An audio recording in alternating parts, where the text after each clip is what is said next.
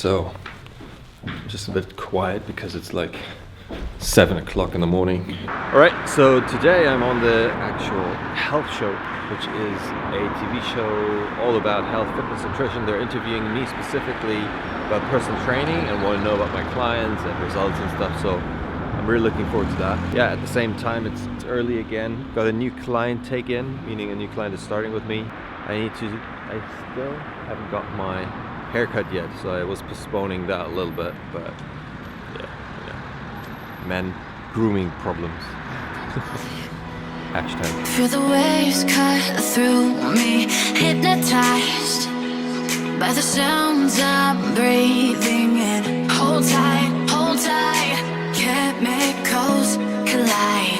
Hold tight, hold tight, hold tight.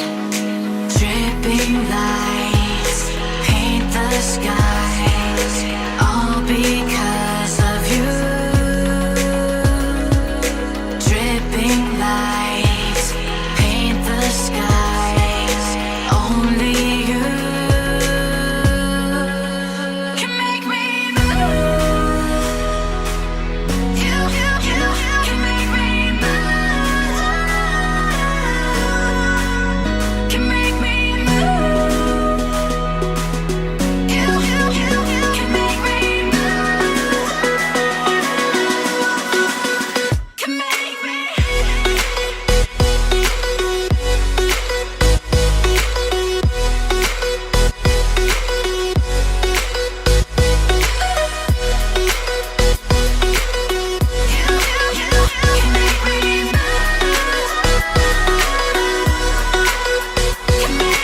So alive, make it last forever.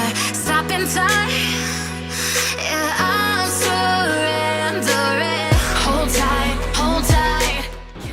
Welcome to the London weather. It's raining. Leaves everywhere. Can't hold the camera up, otherwise my lens is gonna get dirty, so I'll be filming in the underground. Because of you, dripping lights paint the skies, only you can make me move. You can make me move. Can make me move. Can make me move. You can make me move. Can make me.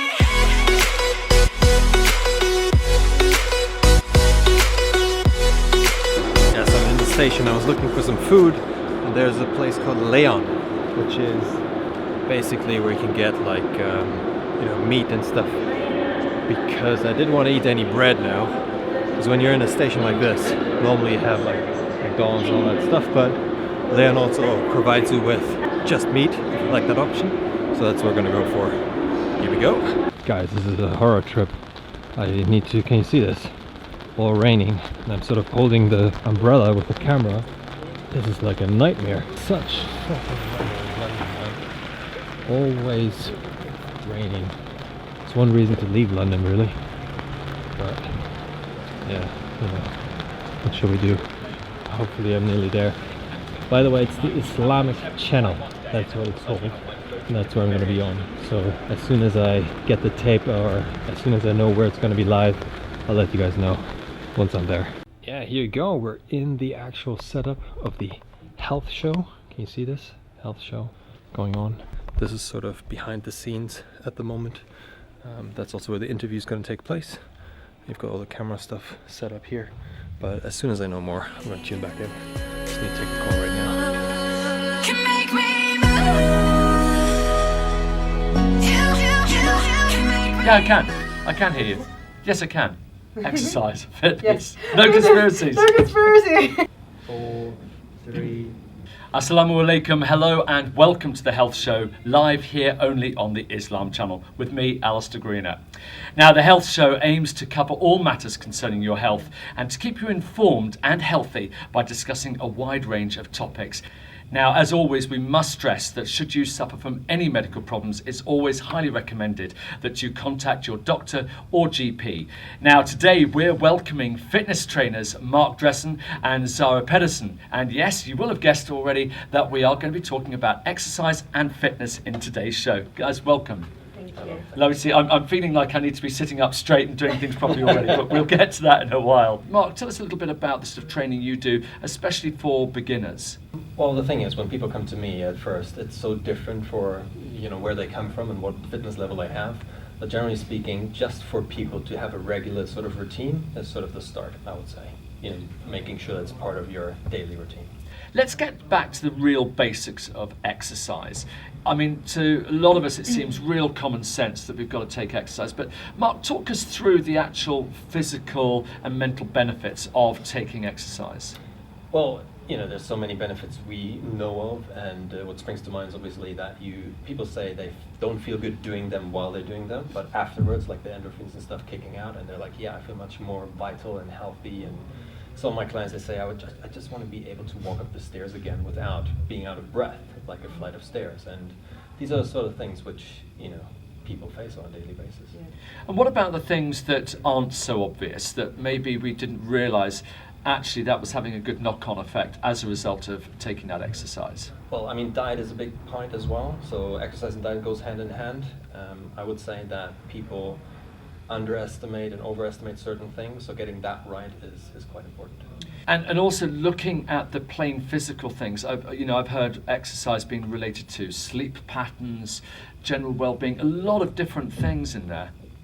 Yeah, sure. I mean, there's something which is called the circadian rhythm, which normal animals follow, and we as humans normally too. It means when the sun rises, we get up. When the sun goes down, we should go to bed, and our phones and all that stuff distracts that. So if we then implement our exercise, food pattern, sleep pattern according to that, we all benefit from it. We are doing a show on weight loss and obesity in a few weeks' time, so we won't spend too much on that. But exercise, of course, is very often a key motivator for people when it comes to losing weight. How effective actually is it? Well, I would say the thing is with exercise, you can make small sort of accomplishments, let's say, and then you feel better about yourself, so you keep doing it, and you can also at the very beginning see, let's say, a massive improvement, whereas when you start getting into athletes level, it's harder to make an improvement, and therefore people as beginners are happy and sticking with it because they actually see a result. And again, as a personal trainer, you get involved in all aspects, don't you? You touched on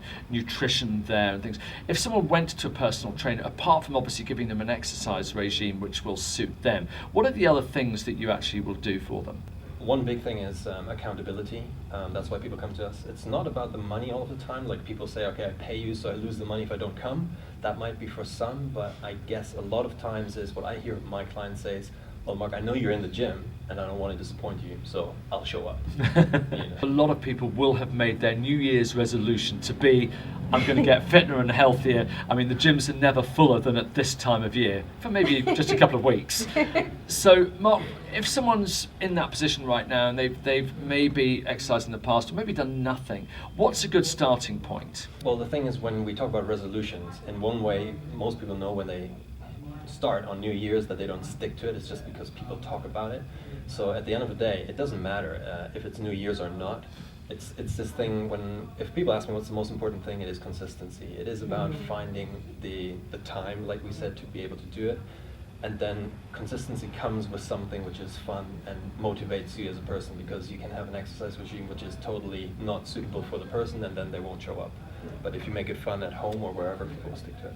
Yeah. And then, of course, there's a big difference between classes and, having a one-on-one or doing weights and things. How do you determine what suits individuals? The thing is, I mean, my background is that I scan people in terms of movement patterns and stuff. So you could say go to a body pump class, and it's very, very generic. But most people, or we work with, is they have posture problems or someone has an injury somewhere. That's why people come to a personal trainer. Therefore, saying go to that class might be just supplementary, and then the personal trainer would say maybe use this kind of weight or something in that body pump class. to supplement your training. And one of the things that obviously I know both of you will do as personal trainers is when someone first comes to you, you will obviously sit down with them and talk through different things, whether it's their faith, whether it's their level of fitness at the moment, what's important to them. What typically is on your checklist, Mark, that you would have when you first meet a client?